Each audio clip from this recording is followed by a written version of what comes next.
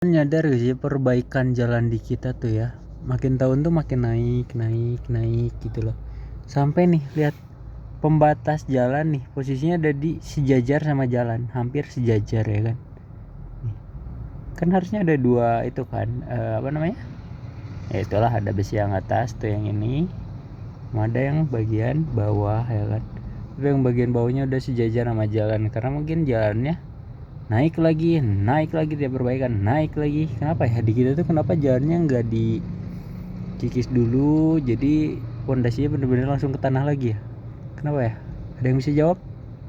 Kenapa jalan tiap tahun tiap perbaikan malah makin meninggi dan meninggi?